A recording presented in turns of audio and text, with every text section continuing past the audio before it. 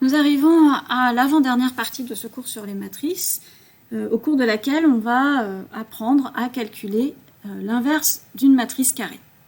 Donc on va d'abord regarder quelle est la condition pour qu'une matrice soit inversible, pour qu'on puisse faire ce calcul, et ensuite on verra une des méthodes de calcul qui existent pour pouvoir faire ce calcul. Il en existe plusieurs, on verra une seule d'entre elles. Alors, la condition pour qu'une matrice soit inversible, revenons d'abord sur la définition d'une matrice inversible. On dit qu'une matrice est inversible, l'autre terme utilisé c'est régulière, s'il existe une matrice carrée A-1, telle que le produit de A par A-1 est égal au produit de A-1 par A et vaut la matrice identité ou la matrice unité. Ça revient en termes de conditions à dire que A va être inversible si et seulement si le déterminant de cette matrice A est différent de 0. Alors il existe deux façons en particulier de trouver l'inverse d'une matrice, la méthode de Gauss qu'on ne va pas étudier ici et la méthode de la comatrice. Donc nous on va s'intéresser uniquement à cette méthode-là qui est la méthode de la comatrice. Alors qu'est-ce que c'est que la comatrice ? La comatrice c'est une matrice carrée du même ordre que la matrice A de départ, donc elle est notée comme de A, comatrice de A, et ça va être une matrice dans laquelle on va retrouver tous les cofacteurs qu'on est capable de calculer à partir de la matrice A, telle qu'on a appris à les calculer précédemment. Donc le cofacteur de l'élément AIJ de la matrice A, c'est le mineur correspondant, MIJ, avec le signe plus ou moins en fonction de la position de l'élément AIJ de la matrice A. À partir de cette comatrice, on va être capable de trouver la matrice inverse de A, A-1, grâce à cette formule, à cette relation, qui dit que A-1, c'est égal à la transposée de la comatrice divisée par le déterminant de A.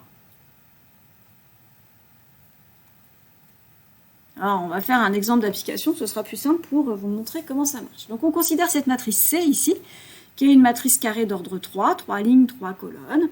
Donc, on va d'abord, pour savoir si on peut trouver la matrice inverse C-1 de C, on va d'abord calculer le déterminant de C. Donc, on a écrit ici déterminant de C, on retrouve les mêmes coefficients que dans la matrice C, mais entourés de deux traits verticaux. Pour calculer ce déterminant, on a remarqué finalement ici que sur la première ligne et la troisième ligne, les deux premiers coefficients ici, vous voyez, 1, 2 et 1, 2 sont identiques. Donc ça nous permet de faire apparaître des zéros facilement. Donc on a gardé, et la première ligne est restée identique, la deuxième ligne est restée identique, et on a remplacé la troisième ligne, donc L3 ici, on l'a remplacée par L3 moins L1. L1, c'est cette ligne-là. Je fais 1 moins 1, j'obtiens 0, 2 moins 2, j'obtiens 0, et moins 1 moins 3, j'obtiens moins 4. Et ensuite, on peut développer par rapport à la dernière ligne, de façon à pouvoir calculer le déterminant très facilement, parce que j'aurai un seul cofacteur à calculer. Donc si je reprends mon pointeur. Si je développe par rapport à la dernière ligne ici, voilà, j'ai un seul élément qui va intervenir dans le calcul du déterminant. Déterminant de C, c'est égal au coefficient moins 4 fois le mineur correspondant avec le signe qui va bien. Donc ici, si je regarde le signe, on est sur la troisième ligne, troisième colonne, 3 plus 3, ça fait 6, c'est pair, donc le mineur sera affecté d'un signe plus, donc je ne le mets pas ici. Et le mineur correspondant, j'enlève la troisième ligne, la troisième colonne, il me reste 1, 2, 0, moins 1. Pour calculer ça, je fais le produit en croix, donc ça fait moins 4 fois moins 1, ce qui fait bien plus 4. Ces différentes zéros, donc je peux dire que C est inversible ou régulière, je vais pouvoir la calculer. Donc on va d'abord calculer tous les cofacteurs. Tous les cofacteurs comme on a appris à les calculer. Donc je vais revenir sur le calcul du premier cofacteur, ça fait jamais de mal. Donc le premier cofacteur, c'est le cofacteur associé au coefficient ici C11 qui est situé sur la première ligne, première colonne. Donc C11, 1 plus 1 ça fait 2, donc je mets 1 plus. Et le mineur correspondant, j'enlève la première ligne, la première colonne, et il me reste ces 4 coefficients-là que je réécris ici dans le mineur. Et je fais un produit en croix. Moins 1 fois moins 1, ça fait 1. Moins 2 fois moins 1, ça fait 1 plus 2, ça fait 3. Et on fait comme ça pour tous les cofacteurs. On calcule chacun des cofacteurs avec les valeurs associées. Donc on va avoir tous ces coefficients-là qui vont intervenir. Une fois que j'ai calculé tous les cofacteurs, alors moi j'aime bien les mettre dans ce sens-là, c'est-à-dire je calcule tous les cofacteurs pour la première ligne, puis pour la deuxième ligne, puis pour la troisième ligne. Comme ça, quand je vais écrire la comatrice de C ici, eh ben, j'ai plus qu'à écrire ma matrice en reprenant les coefficients que je viens de calculer.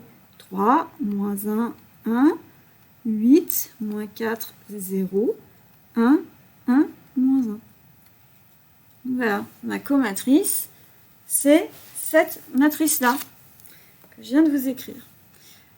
Dans la formule pour avoir l'inverse de C, C-1, il faut qu'on transpose cette comatrice.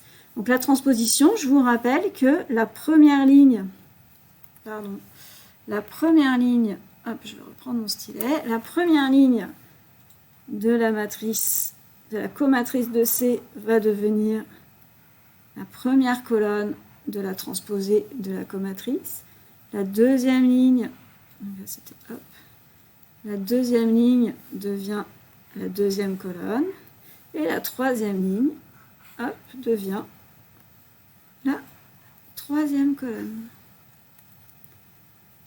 Maintenant que j'ai le déterminant et la transposée de la comatrice, eh ben, j'ai plus qu'à diviser tous les coefficients de la transposée de la comatrice par le déterminant, donc par ici 4, et donc j'obtiens l'inverse de C.